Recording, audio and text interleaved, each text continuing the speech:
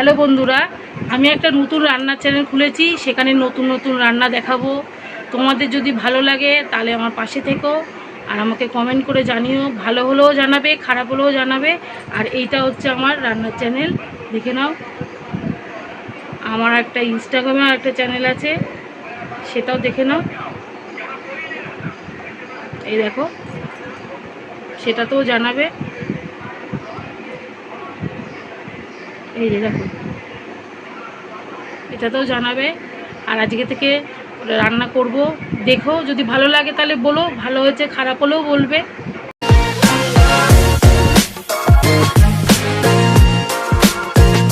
আজ আমি রান্না করব ভোলা মাছের ঝাল।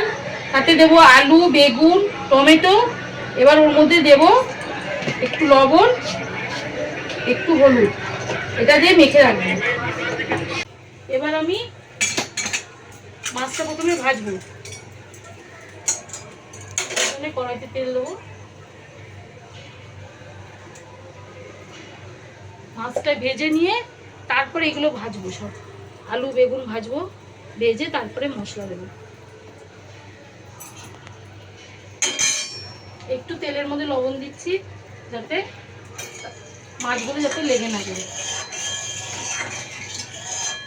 এবার আমি মাছটা ভাজছি।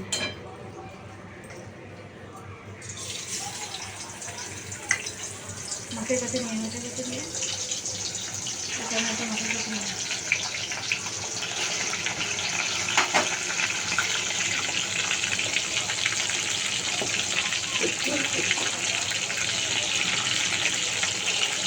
এবার আমি মাছ ভাজাটা তুলছি ক্যামেরাটা দিকে নিয়ে।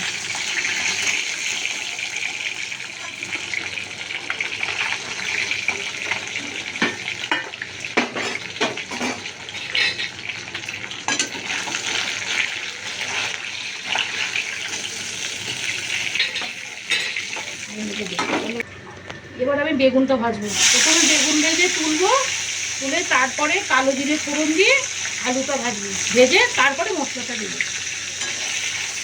বেগুনটা ভেজে নিই।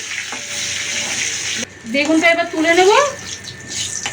তুলে এটাতে একটু কালো জিরে দেবো, একটু কালো জিরে ফোড়ন দেবো, দিয়ে তারপরে আলুটা দেবো। আলুটা ভাজা হয়ে গেলে তারপরে মশলাটা দেবো। আলুটা ভাজা হয়ে গেছে, এবার টমেটোটা দেবো। টমেটোটা একটু নাড়াচাড়া করে তারপরে মশলাটা দিয়ে দেবো। এই যে বাটা রয়েছে, যে মশলাটা যেটা বাটলাম, সেই মশলাটা দেবো।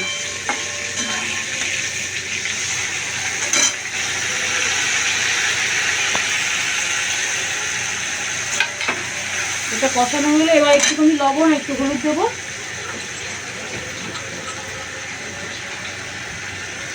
একটু হলুদ দেবো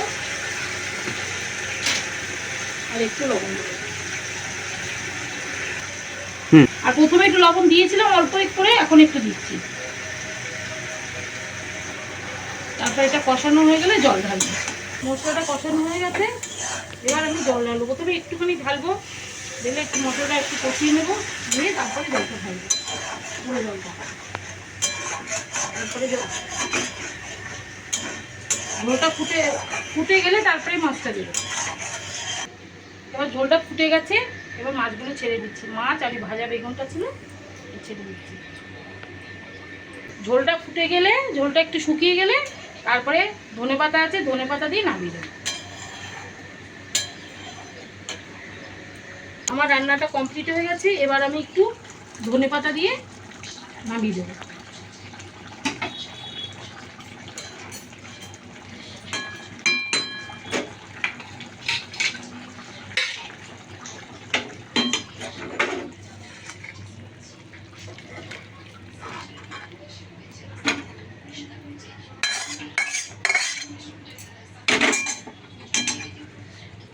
এই হচ্ছে আমার রান্নার লুক।